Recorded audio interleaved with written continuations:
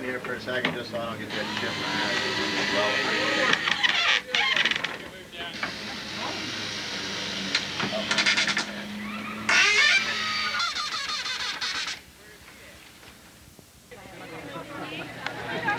Happy special. You're right.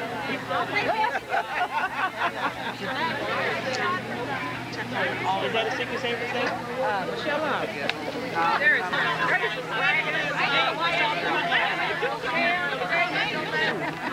so tomorrow you... Sorry. You weren't here on time.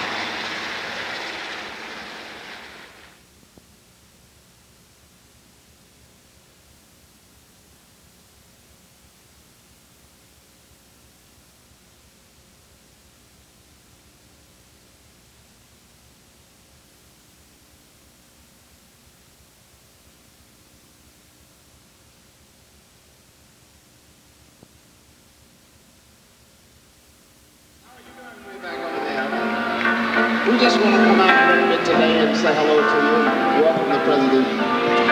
St. Louis says, I'm so in love with you. Come on.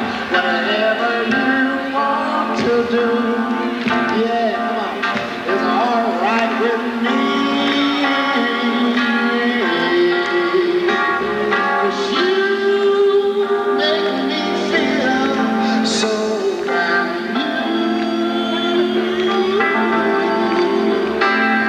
And I want to spend my life with you.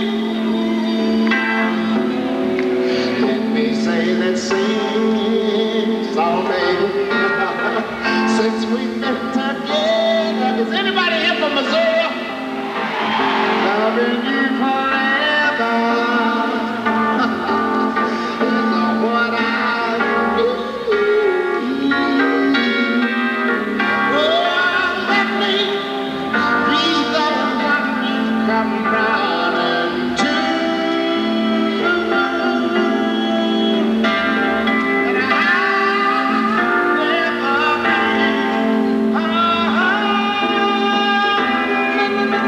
be true. There is somebody gotta help me say this. Let's stay together.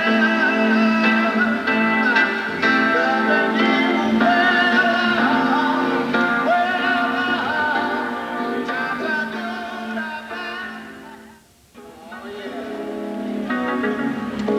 Let's go to church. Like a ship that's tossed and driven, battered behind an angry sea. I wonder if anybody can put your hands together. When I say, oh, life is raining. Come on, St. Louis. Can it be rain? Follow me.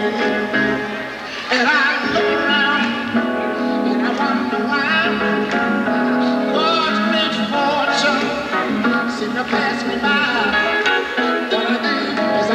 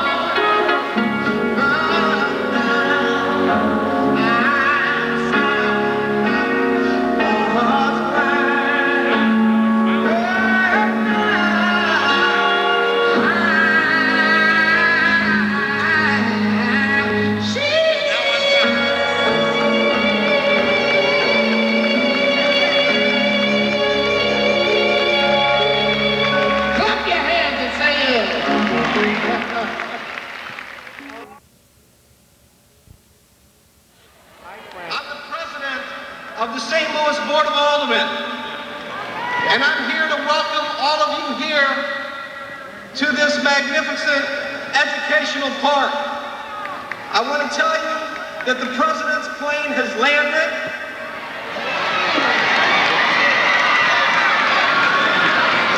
And he's on his way as we speak.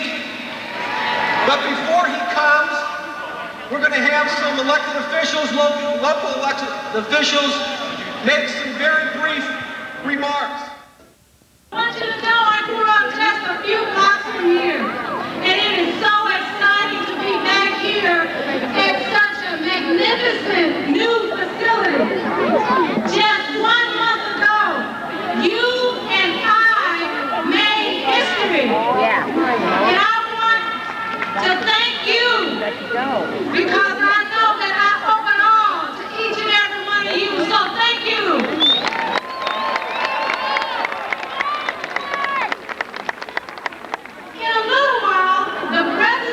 The United States is coming here, and he is going to ask for your help. He wants you to help him build a bridge into our next century. And I know that each and every one of you here are qualified to do that job. Am I right? All right, because you just helped me build some bridges around here in the city of St. Louis. During my there is finally serious funding in this administration for effective crime prevention programs. And that is the answer to all of our problems, so we can get that person under control. On the state level, and I'm done, the state level, we have gone well beyond what anybody in the country has done. We have taken the lead in the state of Missouri by not waiting for a third strike. We take first-time violent felons of violent crime, put them in the penitentiary, and keep them there until they serve a minimum of 85% of the sentence. We don't give them that second opportunity to kill them, the rapers and robbers. We're stopping on the first, and hopefully there won't be a second opportunity.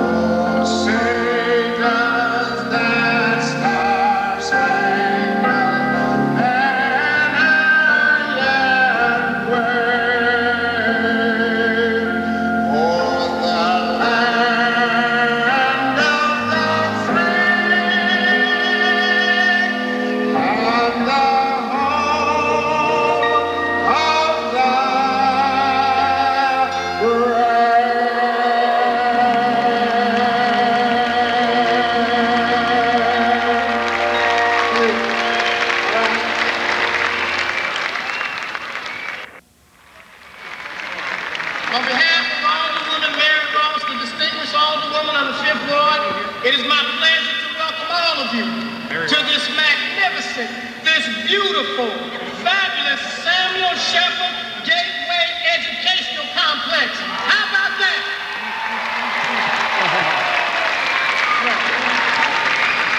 Because we know that our children won't be all that they can be until our schools are all that they should be. And we can do that here. This is deja vu for me, and it should be for many of you. Because it was almost the same time in 1992 when President Clinton, after winning the Democratic nomination for president, came rolling into St. Louis and gathered a crowd of over 50,000 strong. We're back again, friends. He won the presidency, and we're back again here in 1996 as he's rolling through St. Louis again. He's going to roll on to a great Democratic victory and be re-elected the President of the United States.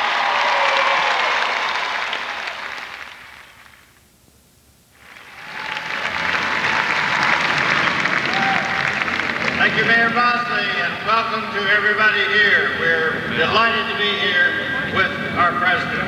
You know, the Gateway School here in St. Louis is a perfect setting for this rally today because this election is about opportunities. And this outstanding school is indeed the gateway to opportunity because of the quality education that is offered here.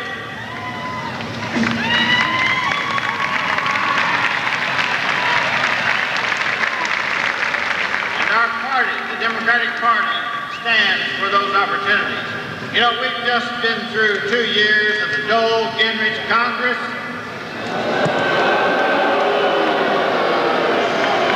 And Americans have got a taste of what it's going to be like, and here's what it is. It's bitter men for a bitter tomorrow. But because of that taste, the choice is clear. And I'm confident the voters will stand with us to preserve the democratic principles that will improve the quality of life for every man, woman, and child in this country.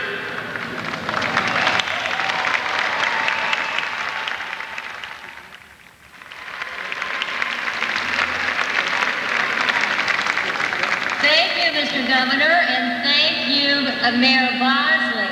And I want to show my great appreciation to the governor for the wonderful, courageous stands he has taken for the education of all Missourians. And to Mayor Bosley for the very courageous stands he has taken and the very creative putting together of every kind of program you can think of to redevelop this north side of this wonderful city of St. Louis and build this incredible educational complex here for all of us and our kids. And finally, to thank our president because he has had that veto pen. And when the Dole Gingrich Talent Congress has passed those awful slashing budgets for student loans and education, and do you believe a candidate for president in his acceptance speech attacking teachers? Give me a break. Teachers? I mean, who do we all love more but our teachers? What would we be without teachers? Mr. Dole.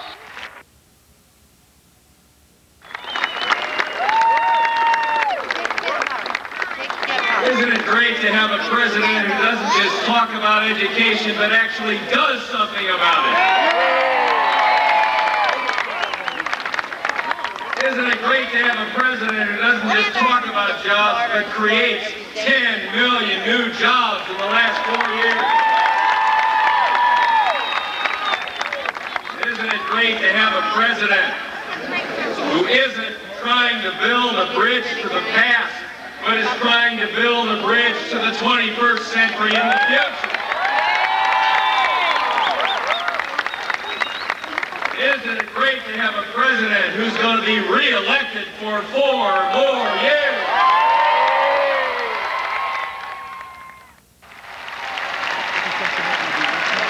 Thank you, Dick. We welcome to our great city the man from home. A great president, a great Democrat, a great leader, a man of great courage and love for this country. our President, William Jefferson Clinton. When the Republicans took control of Congress 20 months ago, this country was thrown into a state of siege, a state of fear and frustration, a state of anxiety and apprehension, a state of confusion and chaos. Every program designed to provide a decent standard of living came under attack. Newt Gingrich and his cadre of revolutionaries declared war on those least able to defend themselves. Except for a president and a vocal Democratic minority and a compassionate, humane individual like President Clinton, those scoundrels would have succeeded. Now, the logic of these extremist Republicans is convoluted. They say that in order to help workers, they must destroy unions. They say that in order to increase the income of low-wage workers, they must abolish the minimum wage. In order to better educate children, they must cut Title I and abolish Goals 2000. In order to increase opportunities for students to attend college, they must cut Pell Grants and student loans. And in order to protect basic rights and civil liberties, Republicans think that they must shred the Constitution. But we have been fortunate to have had a president who was willing to stand up and say that these extremists do not represent the best interests of this country. Bill Clinton has made a difference because he possesses a sense of purpose, embraces a sense of urgency, and has an abiding sense of compassion. He has become the vanguard in the struggle to elevate the standard of living for our dispossessed. He is the fountainhead in the battle to establish the principles of equity and justice as universal rights. President Clinton has become the architect of our bridge to the future, and he must be re-elected.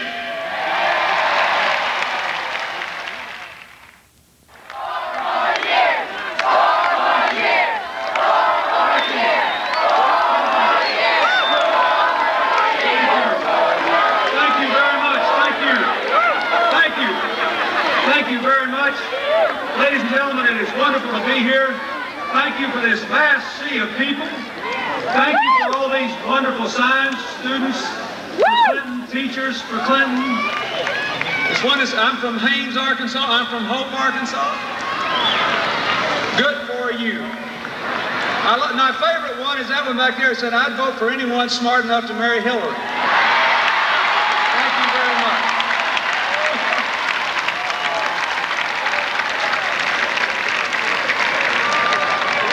Thank you very much. Ladies and gentlemen, first of all, I want to thank all these people who are here with me. I want to thank my friend Al Green for singing the national anthem. Wasn't he great?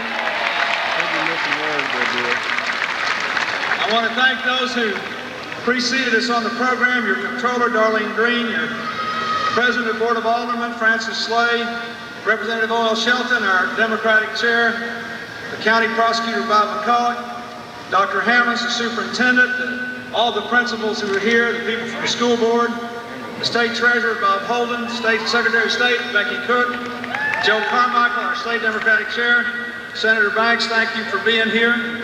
Thank you, Gateway Elementary and Middle Schools, for welcoming us here. I love this place. I also want to introduce just one person I brought with me, my deputy campaign manager, the former Congressman from Missouri and the former nominee for the United States Senate, Alan Wheat, is here with me today, a great American. I thank him.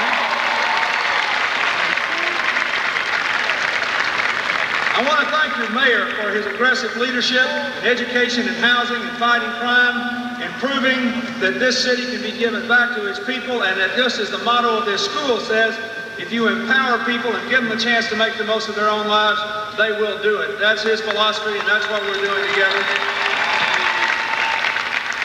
I want to thank Governor Mel Carnahan for being one of the most enlightened and progressive governors in the entire United States. For a person who believes that welfare reform means putting people to work, not putting them on the street, and giving our children and our families a better chance at a better future. I I want to say a thank you to Joan Kelly Horn for being willing to put herself on the line and run for the Congress again against the well-financed members of the other party, knowing that they are wrong and she is right, and you need to prove her right on Election Day. I want to thank Congressman Dick Gephardt for being a great majority leader, a courageous minority leader, a man who is the best prepared person in the country to be the next Speaker of the House of Representatives, and I hope you will help him to do that. And when I heard your own Congressman Bill Clay up here talking, what I want you to know is that when he's in a room alone with me in Washington, he sounds just like he does when he's up here talking to you over a microphone. He's the same person every place and every time, and he loves the children of this district and of this country. He believes in education, and if you make Dick Gephardt the Speaker, you will make him the chairman of the House Education Committee, and that'll be a good thing. Ladies and gentlemen, I'm honored to be back in St. Louis. We had one of the most memorable rallies ever here in 1992. I know we're a little late today, and I want to tell you the main reason we are, and I hope you'll understand and be glad. I had to take a little time in Kansas City to make a statement about a very momentous event that occurred today in New York City. The United Nations has begun to meet again, and today, by an overwhelming vote, with only 3 nations in the entire world dissenting, the nations of the world voted to end nuclear testing once and for all.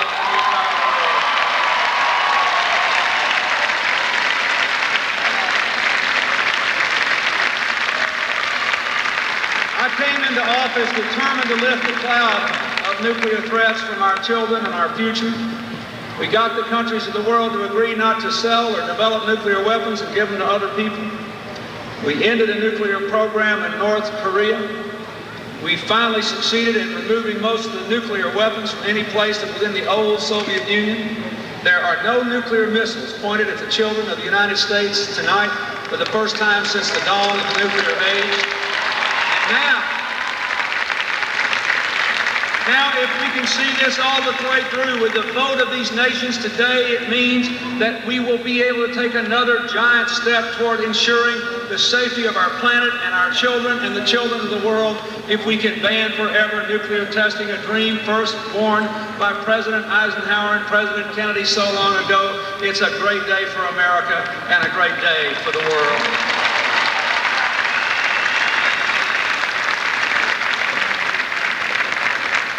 Just a few days ago, after the Democratic Convention in Chicago, we started a trip on the bus. Hillary and I and Al and Tipper Gore in Cape Girardeau, Missouri. We had a huge crowd there on a hot day, once again demonstrating that our country is on the right track to the 21st century. Do you believe that? We are. We have, compared to 4 years ago, we've got the lowest unemployment rate in 7.5 years, 10.5 million new jobs, wages going up again for the first time in a decade, 4 years of record starts of new small businesses, record numbers of women and minorities owning businesses in this country. We have a 15-year high in home ownership. I am proud of these things. We're moving in the right direction. 15 million hard-working American families got a tax cut so they'd always want to stay off welfare and keep working. 12 million families got to take a little time off from work without losing their jobs for the birth of a baby or the illness of a parent. 40 million Americans got their pensions protected. 10 million Americans on October the 1st are going to get an increase in their minimum wage. Every small business person in the country will be eligible for a tax cut if they put more money into their business to improve their productivity so they can hire more people or give their employees a raise. This country's moving in the right direction. I'm telling you, we are moving in the right direction, and we don't need to turn back now.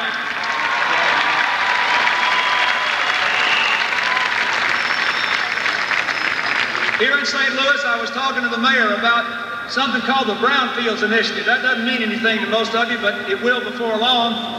A brownfield is a place where there used to be jobs in a city where there's now nothing but pollution. And what we aim to do is to clean up those brownfields so we can get rid of the pollution and bring back the jobs. And we're going to do it all over America, and we're going to do it right here in St. Louis. We've cleaned up more toxic waste sites in the last 3 years than we cleaned up in the previous 12 years. We brought the deficit down in each of the 4 years I've been president for the first time since before the Civil War, to take the debt off our children and keep the interest rates down on their parents. There are 1.8 million fewer people on welfare, and child support collections are up 40%. This country is moving in the right direction.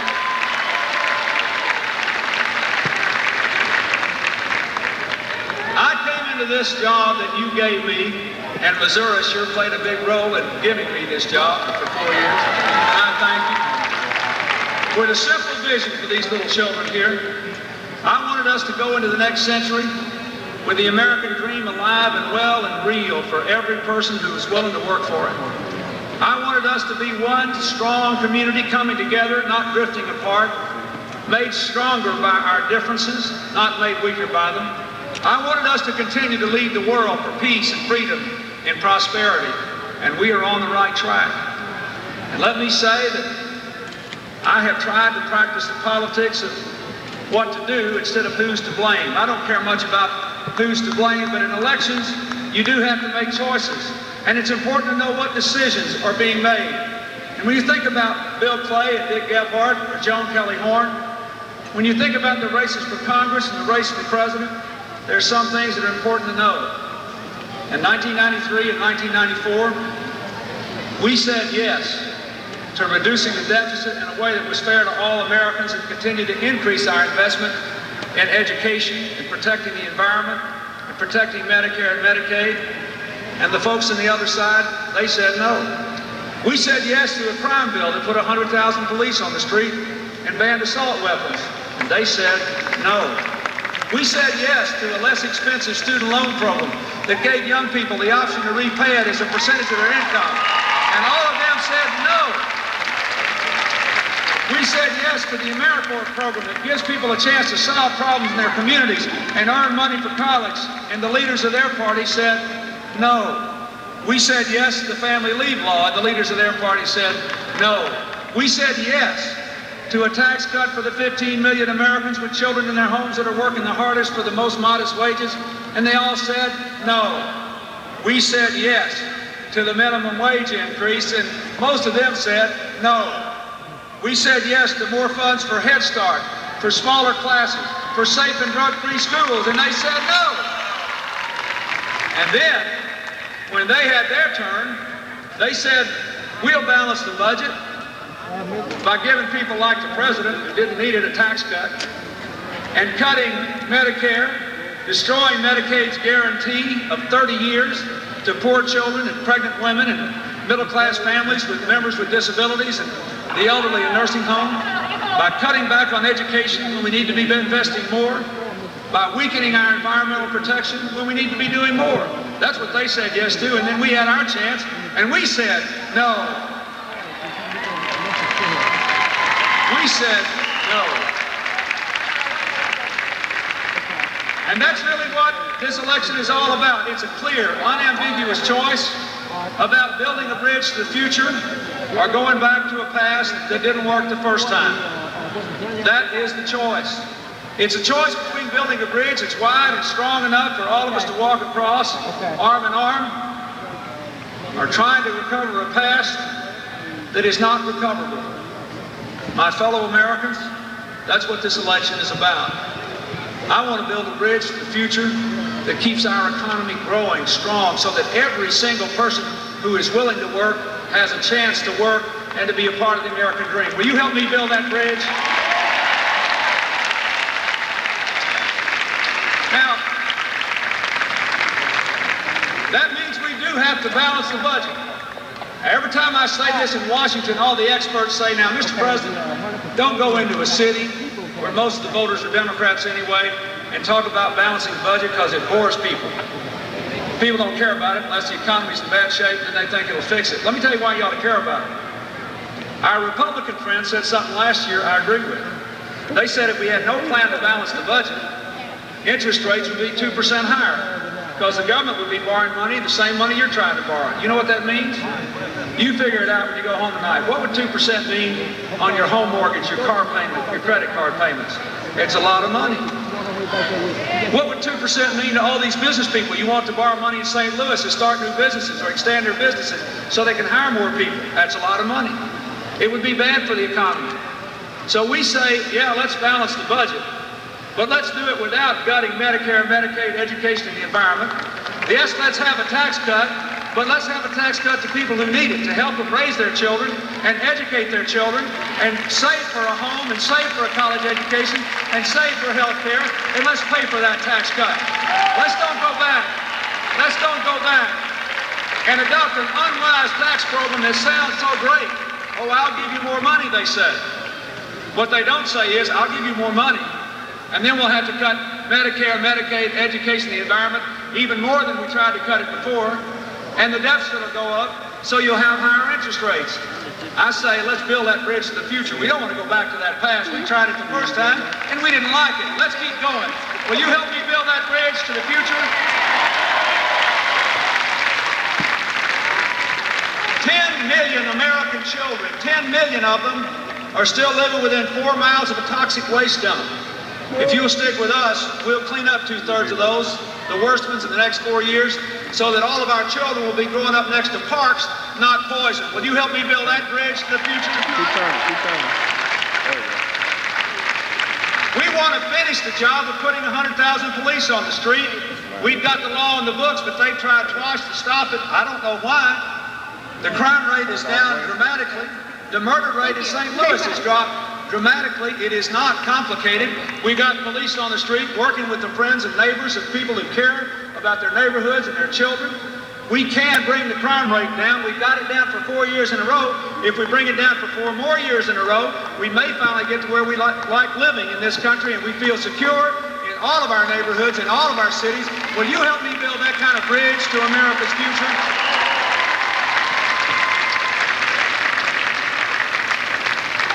My opponent said just the other day that he still thought Mr. Clay and Mr. Gebhardt and I were wrong in passing the family and medical leave law. Said it was anti-business. All the bill says is, if you work in a business with 50 or more employees and your spouse is about to have a baby, or you are, or your mom or your daddy's real sick, or your baby's real sick, you can take just a little time off from work without losing their job. Now you tell me, is that anti-business? If it's anti-business, how did this economy produce 10.5 million new jobs? That's more job growth, faster rate than any Republican administration in 70 years. It's not anti-business. It's good for America when people can raise their families and be good to their kids and succeed at work. Will you help me build that kind of bridge to the 21st century? Most important of all, I look at this beautiful, beautiful educational complex, and I look at the even more beautiful children out here. I know and you know that the only way in the world we're living in, and certainly in the world we're moving to, that we can protect all of our children and give them a chance to live up to their God-given abilities, is to have education that is world-class quality for every child in America. Will you help me build that bridge to the 21st century? I was told that this is the first new school construction in St. Louis in 25 years. We've got the largest number of young people in school today in American history.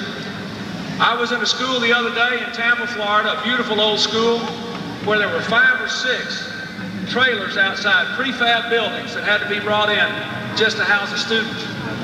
One of the things I want to do is to have the national government help those cities and those school districts that are willing to make an extra effort in school construction to rehabilitate old buildings or build new ones, so that we can help them bring the interest rates down and lower the cost of school construction if they'll make the extra effort. Will you help me do that? Thank you very Let me much. tell you something else I think we ought to do. 40% of the 8-year-olds in this country, 40% of the 8-year-olds in this country are still not able to read a book on their own. But we know, you said not in Gateway, that's the idea. What I wanted to say that is not anywhere, not in Gateway, not anywhere. We know if our young people can't read, they can't learn other more complex subjects. They won't be able to write, use the language, learn another language, master computers. We know this is important. I want to mobilize an army of reading tutors, starting with the AmeriCorps volunteers, the young people on work study, specially trained teachers and volunteers, so that we can go into the schools of this country and help the teachers and help the parents and say, by the year 2000, every 8-year-old boy and girl in America will be able to pick up a book and look at it and say, I can read it by myself. Will you help me build that bridge to the 21st century?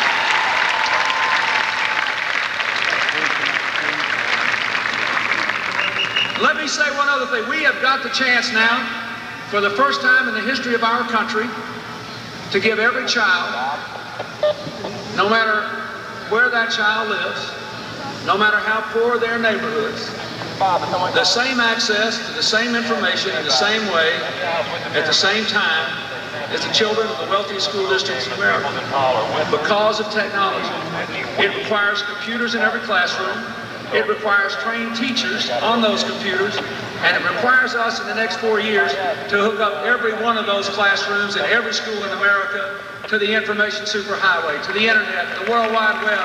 Once we do it, education will truly be democratic and open to all Americans. Will you help us build that bridge to the 21st century?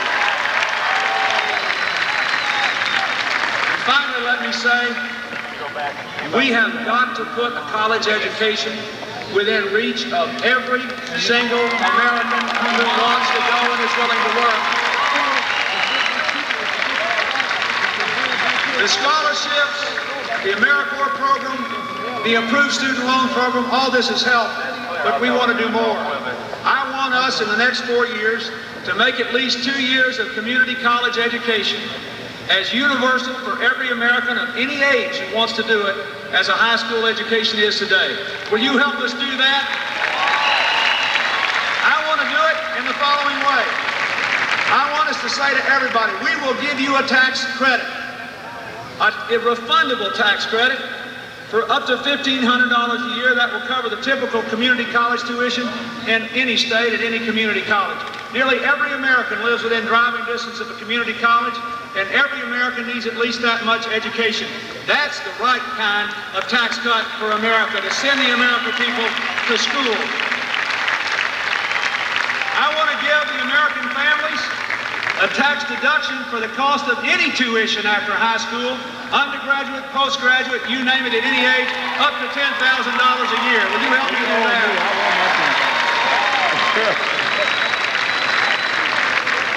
That's the kind of bridge I want to build to the 21st century. I believe that we owe it to the children and to their parents to build a country in which people can succeed at home, raising their kids, and at work, where everyone who wants to get another education or more education has a chance to do it. Where we say you do not have to wreck the fabric of America's community to balance the budget. If you do it in the right way, it will make America a stronger community. That is the kind of America I want to build. And let me tell you, folks, we have this election, as you just heard, is 56 days from today, 8 weeks from today. In the next 8 weeks, you think about how many people you're going to speak with. Think about all your friends and family members, everybody you might talk to on the telephone living inside or beyond the borders of the state of Missouri. And I want to just ask you to remember this. This is a wonderful rally. You made me very happy today. But I want you to remember what I said. These are big choices. And the choices you make in the races for Congress and the choice you make in the presidential race is a choice that has more to do with you than us. It has more to do with these children. They have all their tomorrows in front of them. And we owe it to them to make sure that our best days are still ahead. We owe it to them to make sure that the future is brighter than any of our glorious past. And we can do it. We have it within our means, and we have the vision and the will. And if we make up our mind, each and every one of us, to be good citizens. Yes, we have done a lot in the last 4 years, but the last 4 years is just an indication of what we can do in the next 4 and the years beyond if we will build that bridge together. Will you help me do that? Thank you. God bless you. Let's go get it. Thank you.